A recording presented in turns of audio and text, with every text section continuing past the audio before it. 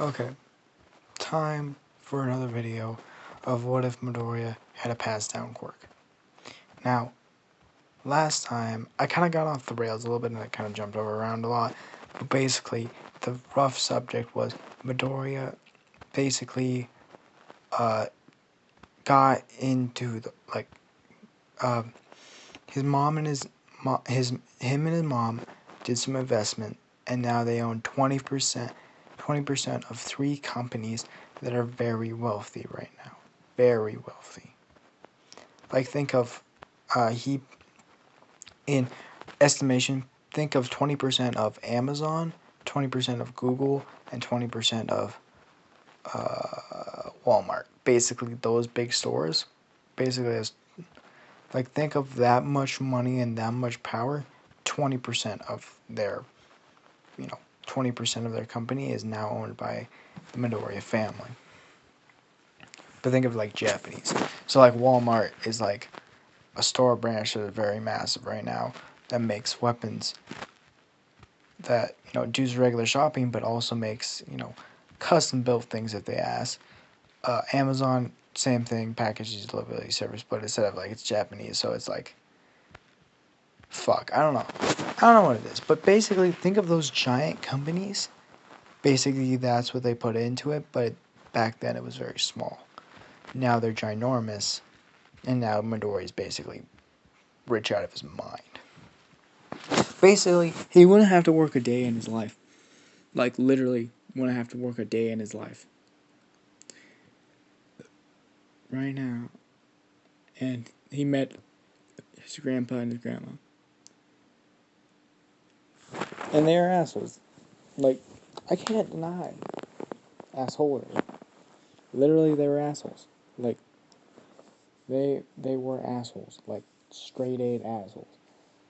And Midori is basically said, I get all the shit. Fuck off. And if you ever talk about my mother in any sort of way, in any sort of fashion, I will crush your head into a steel pipe. Not exactly. And he's finally got into his wooden cabin. And this is basically when the 8 months training arc has been happening. And he's just looking around. It's ginormous. It's big. It's pretty massive. He bought it with, like, they've been building it for years. And he's like,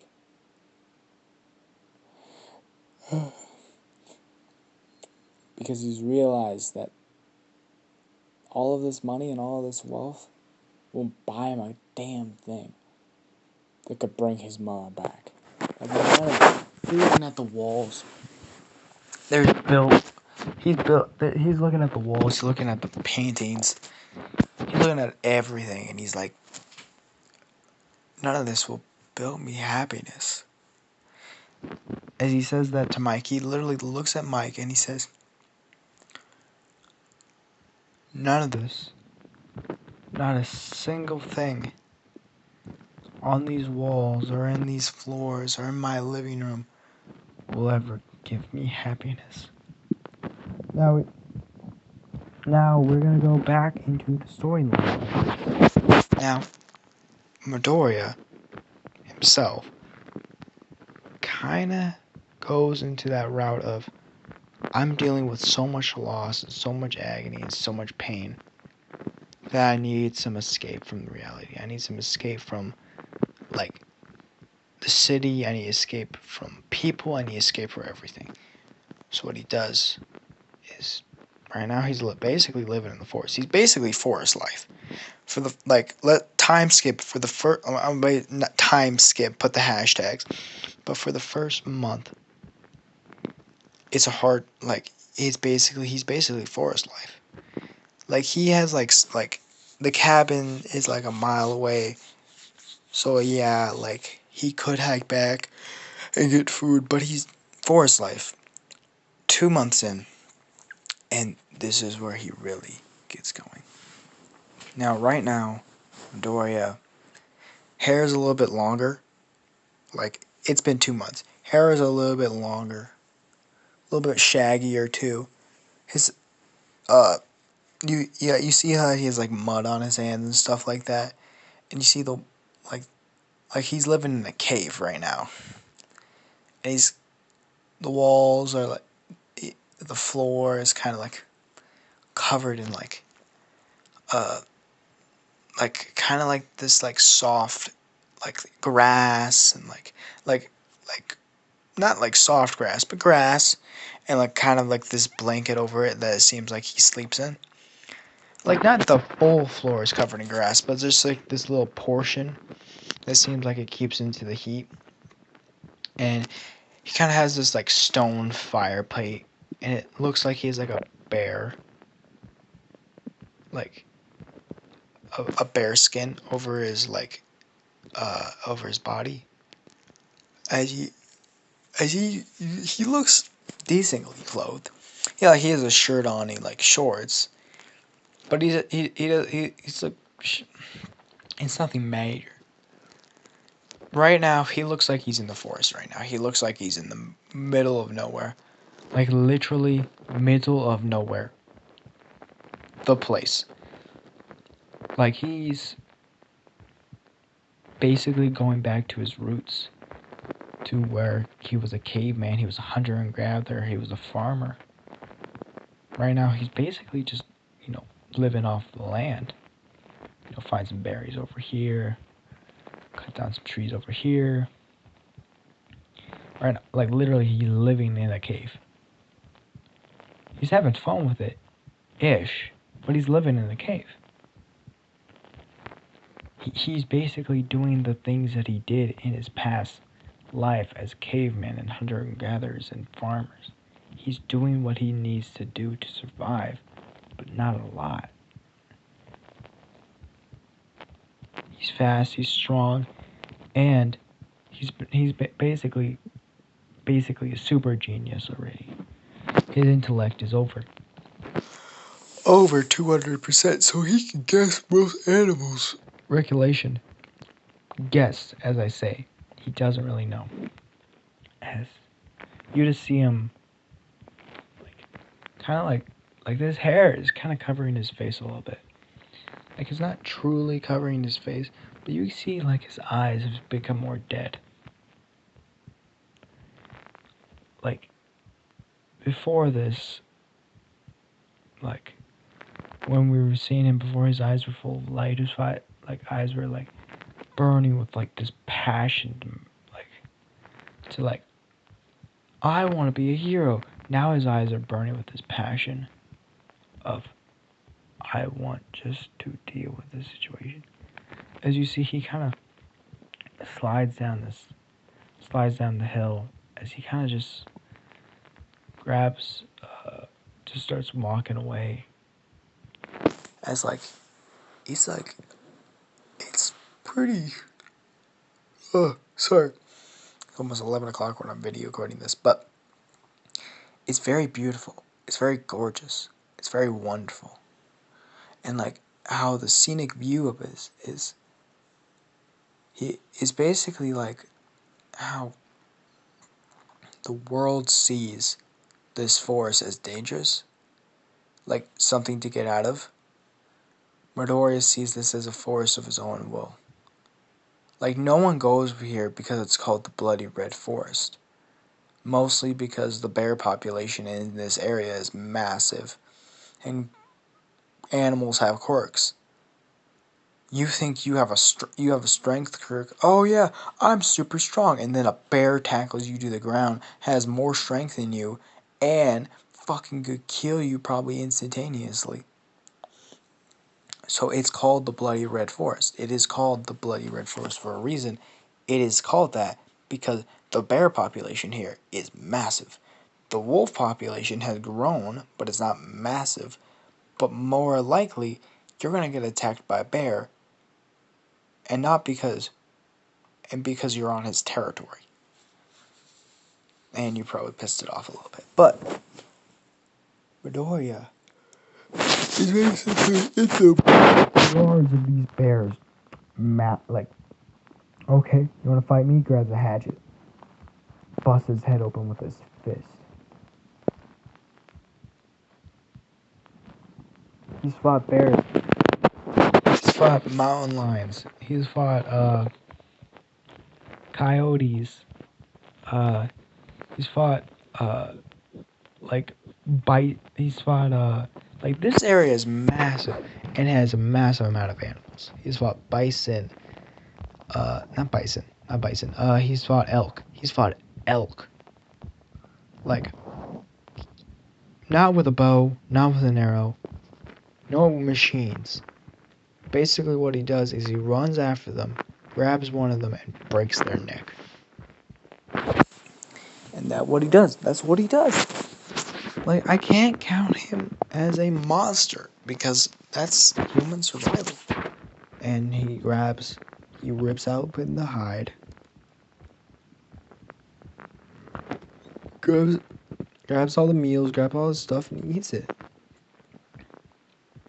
Sometimes he eats it raw. Sometimes he doesn't. Matters what is he feeling that day. And sometimes, because he's like 3 to 4 miles away from like actual civilization, aka the cabin. And the only reason he goes there is like maybe once a week when Mike comes. And that's it. Like that's the only reason he comes there. And he is like, this is like 4 months into the training arc. The 8-month training arc. He's basically making bows, making spears, killing elk, bears,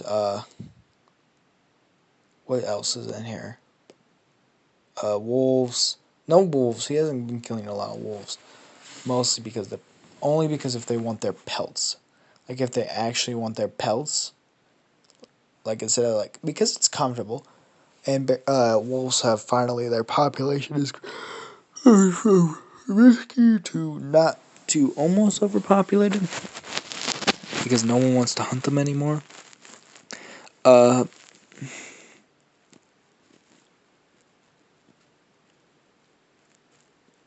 What's the name of that animal? I'm sorry, I went quiet for a little bit. But what's that name of that?